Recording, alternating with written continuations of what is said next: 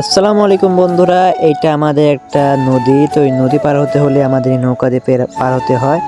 তো আমি পার হচ্ছি, মানে আমি আমাদের জমিতে যাব, আমাদের মাঠে। তো আমি এই মুহূর্তে দেখুন নৌকা দিয়ে নদী পার হচ্ছে।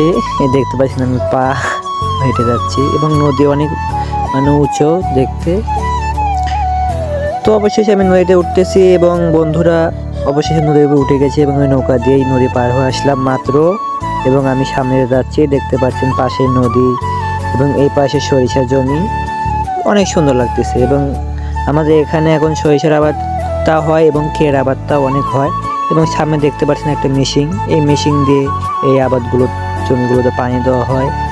তো অনেক সুন্দর। এবং দেখুন চারপাশে আবাদের মাঝখানে সরিষার ফুল হলুদ, অনেক সুন্দর লাগতেছে দেখতে। পরিবেশটা অনেক সুন্দর, অনেক সুন্দর লাগতেছে। তো ভাবলাম একটা ব্লগ বানাই। আর আমার ব্লগটা আপনাদের কেমন লাগছে অবশ্যই কমেন্টে জানাবেন। আর এখন আমাদের ক্ষীরার সিজন,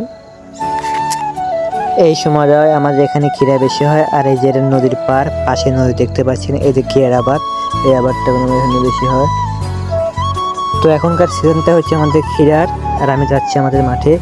আর এটা দেখতে পাচ্ছেন আমাদের মাঠে অবশ্যই চলে আসছি। এটা হচ্ছে আমাদের জমির হচ্ছে বিছন, যেটা দিয়ে আমাদের এই আবাদ করা হবে। তো ভাবলাম একটা ভিডিও করে দর্শককে একটু দেখার সুযোগ করে দিই আর কি। এবং দেখুন অনেক সুন্দর আমাদের বিছন হয়েছে এবং বিছনে হালকা একটু পানিও আছে। এবং এই ড্রেন দিয়ে এই যে দেখতে পাচ্ছেন অনেক সুন্দর বিছন, আল্লাহর রহমতে, আল্লাহ তাআলার প্রাকৃতিক দান, অনেক সুন্দর ও অনেক ভালো লাগতেছে দেখতে। ভাবলাম একটা ভিডিও করি।